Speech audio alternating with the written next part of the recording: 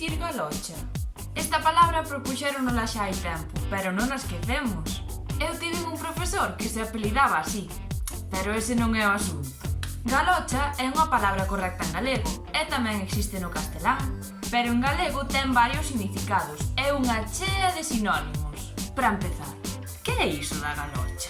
É un calzado que se usa normalmente para non mollar os pés, pero dependendo do significado que nos refiramos, pode ser de coiro con piso de madeira, e a isto poderíamos chamar tamén chanco, chanca, tamanca, tamanco, zoca ou zoco.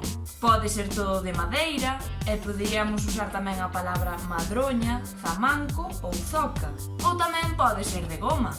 E valería tamén o nome de chanco. Non vos queixaredes que tedes onde escoller. Será por palabras. Abro paréntese. Chanco e chanca recórdame a chancla, que non ten nada que ver, pero aproveito para dicir que é incorrecta. En galego dicimos chancleta, cerro paréntese. Pero con galocha tamén nos referimos ao calzado vello. E tamén lle poderíamos chamar galorcha, galorcho ou lorcho. Digo cho eu!